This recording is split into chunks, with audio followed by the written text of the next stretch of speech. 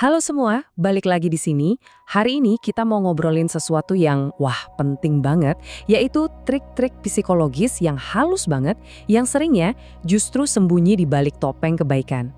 Coba deh inget-inget, pernah nggak sih kamu habis ngobrol sama orang yang kelihatannya baik banget, ramah, muji-muji kamu terus, tapi anehnya pas pisah kamu malah ngerasa capek, kayak energi kamu tuh kesedot abis, bingung, dan mungkin malah jadi ragu sama diri sendiri. Rasanya ada yang ganjil, tapi susah dijelasin. Nah, perasaan itu tadi, itu bukan imajinasi kamu loh, bukan juga karena kamu baperan atau terlalu sensitif. Anggap aja itu alarm di dalam diri kamu yang lagi bunyi, ngasih sinyal kalau ada sesuatu yang nggak beres. Perasaan itulah data paling penting yang kita punya. Oke, yuk kita bedah satu persatu sinyalnya. Trik pertama, dan ini nih yang mungkin paling susah dideteksi, namanya love bombing halus.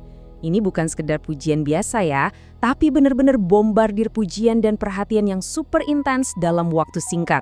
Tujuannya apa? Biar kamu merasa punya hubungan yang dalam banget secara instan dan akhirnya jadi bergantung secara emosional sama dia.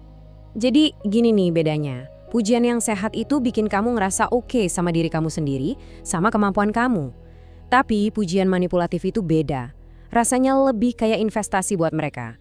Mereka kasih pujian biar kamu ngerasa utang budi, dan tanpa sadar kamu jadi takut banget kehilangan pengakuan dari mereka.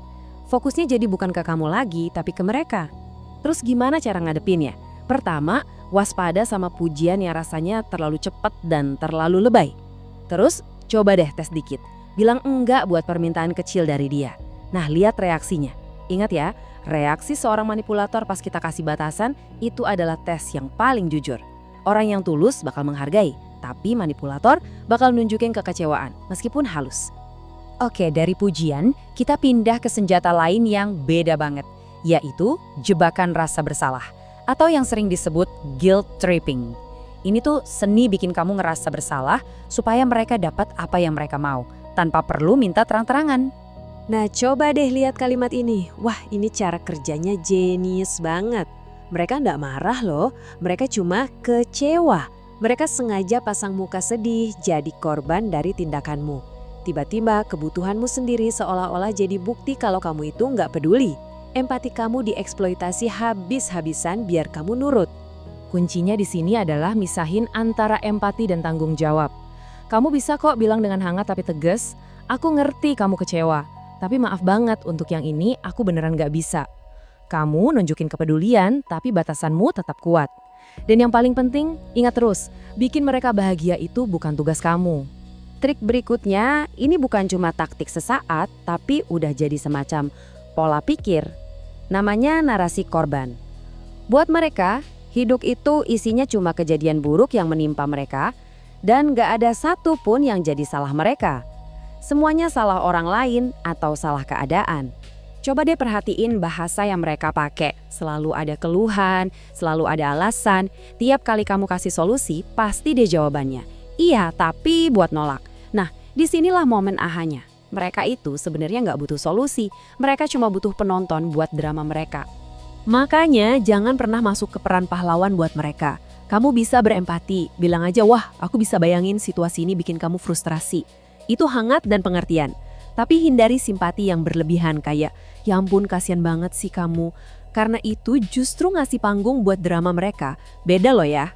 Nah, trik yang satu ini licik banget. Mereka pakai candaan atau pujian bersayap buat nyerang kepercayaan diri kamu secara diam-diam. Di permukaan kedengerannya kayak bercanda, tapi kamu pasti ngerasa ada sengatan kecil di baliknya. Lihat deh contoh ini, sempurna banget kan? Dipuji dulu di awal, selamat ya atas promosinya.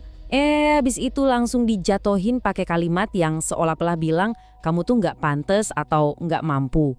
Dan bagian paling ngeselinnya, kalau kamu nunjukin rasa tersinggung, mereka bakal langsung bilang, loh kan aku cuma bercanda, baperan banget sih. Mau tahu senjata paling ampuh buat ngelawan ini? Gampang banget sebenarnya. Cukup tanya dengan nada yang tenang, datar, dan kayak orang penasaran. Oh gitu, maksudnya gimana ya?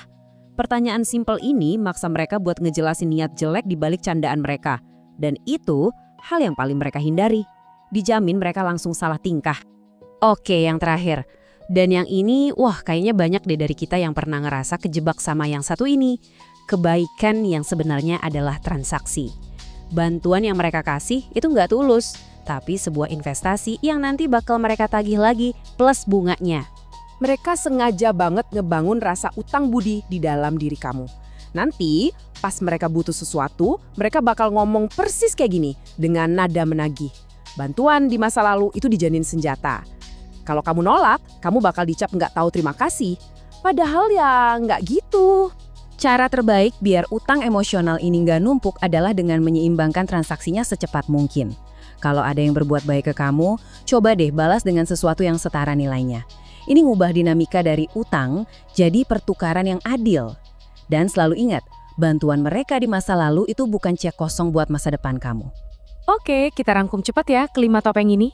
Pujian berlebihan buat ngikat kamu, jebakan rasa bersalah buat ngontrol kamu, narasi korban buat lari dari tanggung jawab, sindiran halus buat ngerendahin kamu, dan kebaikan transaksional buat menciptakan utang budi. Penting ya, ngerti semua ini tuh tujuannya bukan biar kita jadi orang yang sinis atau curigaan. Bukan, sama sekali bukan. Ini tuh alat buat ngasah intuisi kita supaya kita bisa bangun batasan yang lebih sehat. Karena pada akhirnya, kamu berhak ada di lingkungan yang bikin kamu tumbuh, bukan yang malah nguras energi kamu. Nah, sekarang aku yang penasaran nih. Dari kelima trik tadi, mana sih yang paling sering kamu temuin atau mungkin pernah kamu alami langsung? Yuk, coba ceritain pengalamanmu di kolom komentar. Belajar dari pengalaman satu sama lain itu berharga banget loh. Terima kasih ya sudah menyimak.